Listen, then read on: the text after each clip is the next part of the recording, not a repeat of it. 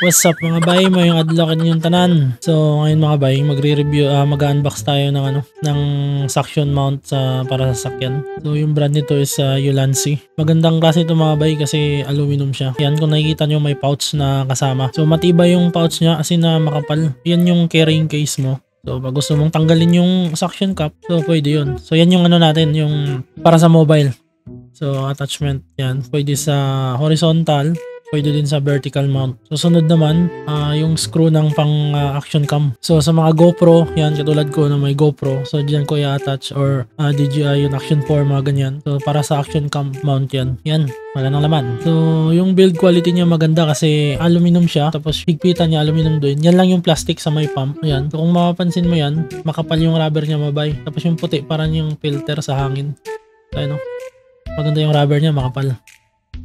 Tapos, yung ball head niya, dalawa. So, pag hinigpitan mo yung gitna, hihigpit na yun. At saka yung ball head niya may thread. So, pag hinigpitan mo, talagang parang hindi nagagalaw, matibay. So, try natin ikabit yung sa mobile. Yung kanina sa action cam yun eh. Yan, sa mobile yan. So, yan.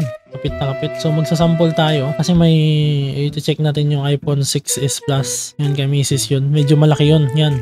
May casing na, may protective case yan. So, yan, try natin. Yan, kasyang-kasya. So, malog pa nga siya eh. So, kapit na kapit. Ayan.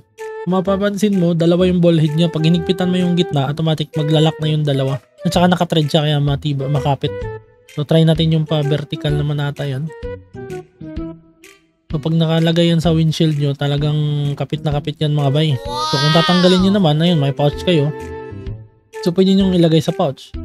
Papalit ko ng sakyan. Kung nakikita mo yung red na yan, pag ipapump mo yan, kailangan hindi na siya makikita, lulubog na siya. So saka ka natitigil sa pagpapump. So kung mapapansin mo yung parang mga nakaumbok na yan, so yan yung pipisilin mo mga bay para mawala yung hangin. So sumingaw yung hangin, so mawala yung niya, pressure sa loob. Tsaka yan, babalik din yan. So ano pang hinintay natin mga bay? Check natin dun sa sasakyan. So ito na nga. So pupunasan muna natin. Kailangan malinis mga bay. Pump muna natin. At kung mapapansin yung mga bay, iba yung nakalagay dyan na mount kasi para yan sa GoPro. Quick release yan eh. Kung mapapansin nyo yan, quick release yan sa GoPro. So ayan, pwede yung gawing dashcam din yan. Yung red, nakalubog na, so wala na, automatic. Huwag mo nang ipump yun. Mahigpit na rin yan. Kitang kita no. So yan, pwede mo lang iikot. Ganon din sa mobile, iikot mo lang siya kasi pwede mo namang luwagan konti. So GoPro lang nilagay ko dyan.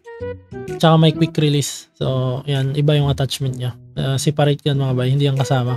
So magnetic yan, quick release. Iikutin mo lang yan at saka didikit. Matatanggal pala. Tapos babalik mo lang yan. So yun na mga bay.